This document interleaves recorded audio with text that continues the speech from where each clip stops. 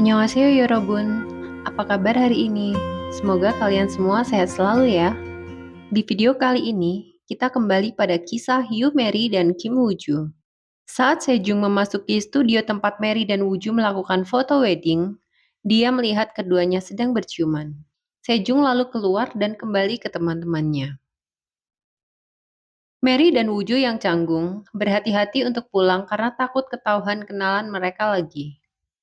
Sesampainya di rumah Mary, mereka memasang foto wedding pura-pura mereka.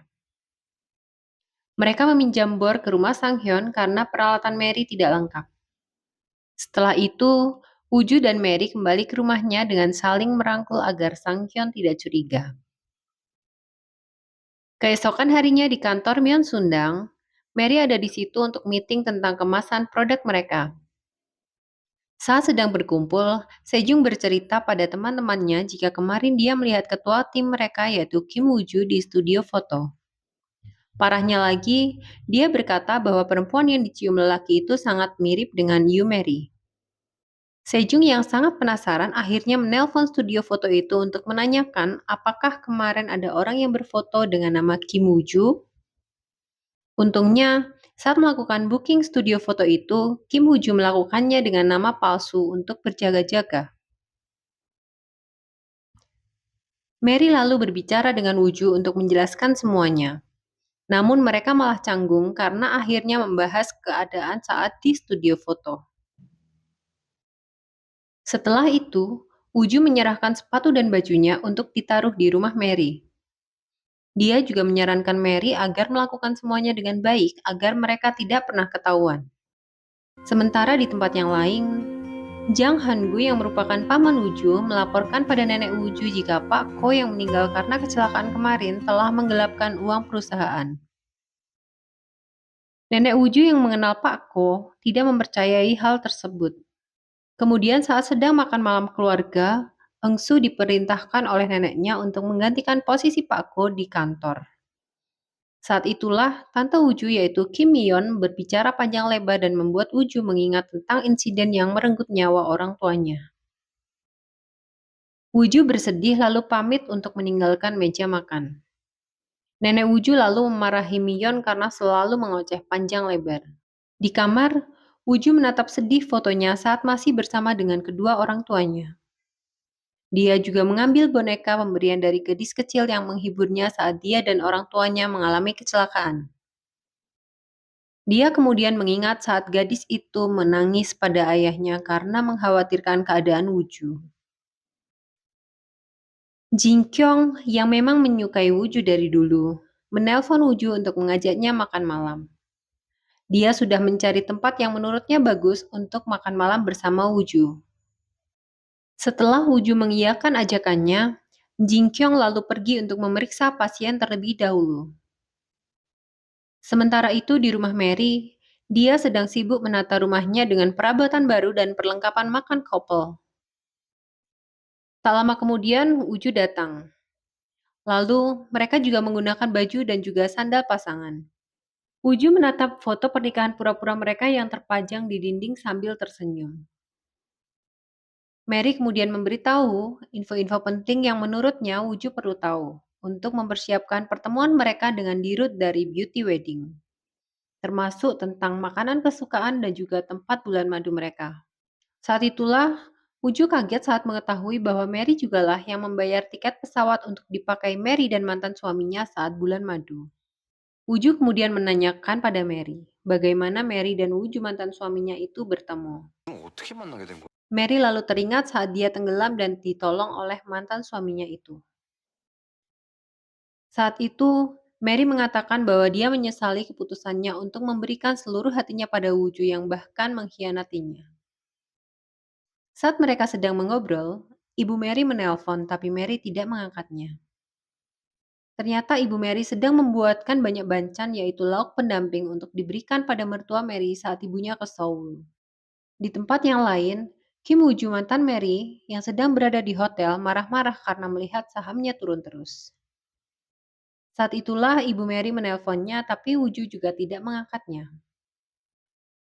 Jenny yang keluar dari kamar mandi lalu menyuruh Woo-joo untuk mandi.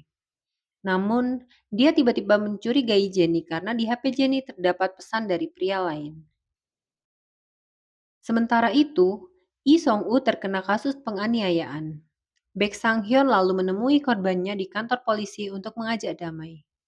Sang-hyun bahkan menawarkan 300 juta won sebagai uang damai.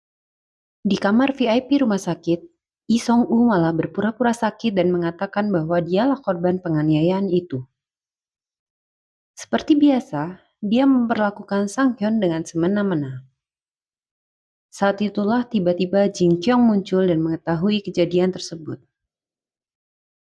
Karena Song-woo yang merupakan dirut beauty tidak jadi melakukan kunjungan ke rumah hadiah, akhirnya Mary dan Wooju malah membahas desain maskot yang akan digunakan di Myeongsundang. Tak lama kemudian, Jin Kyung menelpon Wooju. Wooju yang benar-benar lupa tentang janjinya dengan Jin Kyung lalu berkata akan berangkat saat itu juga. Namun Jin Kyung yang kecewa lalu mengatakan bahwa dirinya juga tidak bisa bertemu karena sedang sibuk di rumah sakit. Jin Kyung lalu pergi ke bar untuk minum. Tak disangka-sangka dia malah bertemu dengan Sang Hyun di sana. Jin Kyung mengkritik kelakuan Song-woo yang berpura-pura sakit. Namun Sang Hyun tidak menyukai hal tersebut dan akhirnya Jin Kyung pun meminta maaf padanya. Tapi kemudian, Jin Kyung yang kesal pada Wooju malah minum banyak dan meluapkan kekesalannya pada Sang Hyun. Keesokan harinya, Ibu Mary sampai di terminal kota Seoul dengan membawa banyak barang bawaan untuk besannya. Dia masih tidak bisa menelpon Mary lalu mengirimkan pesan pada Mary dan mengatakan jika dia akan ke rumah ibu mertua Mary. Mary yang sedang ada presentasi produk di Myeongsundang kaget lalu menelpon ibunya namun tidak diangkat. Wooju yang mengetahui hal tersebut lalu menawarkan bantuan untuk menjemput ibu Mary sebelum sampai ke rumah ibu Wooju. Namun saat Wooju datang, makanan yang dibawa Ibu Mary sudah berserakan di jalan dan Ibu Mary sedang berusaha membereskannya. Ternyata Ibu Wooju telah melontarkan banyak kata-kata kasar bahkan mengusir dan melemparkan makanan yang Ibu Mary bawa. Wooju lalu membantu Ibu Mary membereskan semuanya dan mengantarkan ke terminal bus agar bisa langsung kembali ke rumahnya di Yosu. Saat di mobil, Ibu Mary meminta tolong pada Wooju agar tidak menceritakan semua hal yang terjadi di rumah besannya pada Mary karena beliau takut Mary akan bersedih. Wooju mengiyakannya, lalu sepanjang jalan Ibu Mary bercerita banyak tentang putri yang dibangga-banggakannya itu. Setelah Ibu Mary naik bus, Wooju menelpon Mary dan mengatakan bahwa dia akan ke rumah Mary mengantarkan barang titipan ibunya. Saat itulah, mantan kakak ipar Mary menelpon dan mengatakan bahwa Ibu Mary baru saja dari rumahnya. Mary pun sedih mendengar perlakuan keluarga Wooju pada ibunya. Wooju yang sampai rumah Mary bertanya beberapa kali pada Mary tentang keadaannya. Karena Mary tampak seperti orang yang baru saja menangis. Mary lalu bercerita pada Wooju jika dia sedih karena ibunya mengetahui semua masalahnya. Mary juga sedih karena dia tahu ibunya hanya bisa diam saja dan tidak melawan saat keluarga Wooju memperlakukannya dengan buruk. Wooju lalu menyarankan agar Mary berbicara langsung dengan ibunya. Malam harinya, Mary menelpon ibunya. Dia meminta maaf atas semua yang terjadi. Mary lalu menceritakan tentang rumah yang dia menangkan. Lantas Ibu Mary berkata pada Mary agar jangan sampai ada keluarga Wooju yang tahu tentang hal tersebut. Dia juga menyuruh Mary agar tetap kuat menghadapi semuanya. Setelah menutup telepon, Ibu Mary menyobek foto Wooju saat bersamanya dan Mary. Lalu dia juga mensyukuri segala hal yang terjadi. Sementara itu, Wooju mantan suami Mary sedang bersama Jenny. Mereka makan malam di restoran sebuah hotel mewah. Saat itulah Jenny menerima pesan di handphonenya dan berkata pada Wooju bahwa dia akan menemui temannya yang kebetulan sedang berada di dekat situ. Wooju mengiyakannya. Namun, Wooju yang memiliki kecurigaan terhadap Jenny memutuskannya untuk membuntuti diam-diam. Dia berlari menuruni tangga untuk melihat kemana Jenny pergi. Dia lalu teringat akan kamar 3613 yang tampak pada pesan di handphone Jenny. Namun saat dia akan naik ke lantai 36, tombol liftnya tidak bisa ditekan. Dia kemudian keluar di lantai 31 dan naik menggunakan tangga darurat sampai ke lantai 36.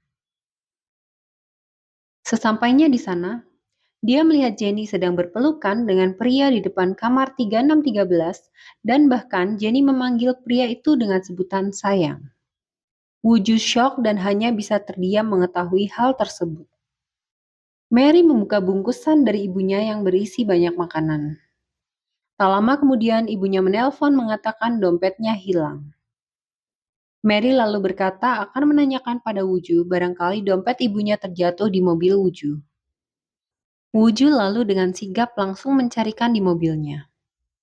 Dan saat menemukannya, Wuju membuka dompet tersebut dan menemukan foto dengan wajah gadis kecil yang menolongnya waktu itu. Ternyata, sebelumnya Wuju juga telah mengetahui siapa Mary sebenarnya, yaitu tepat saat dia mengantar Mary ke motel setelah makan-makan bersama rekan kantornya. Wuju melihat foto yang sama terpajang di figura di meja motel itu. Wuju sangat bersyukur dan senang mengetahui bahwa gadis yang selama ini dia cari-cari ternyata ada di dekatnya. Gadis kecil yang selalu membahagiakannya dan bahkan mau menangis untuknya. Bagaimana kelanjutan kisah mereka? Saksikan terus alur cerita Would You Marry Me bersama Storytime.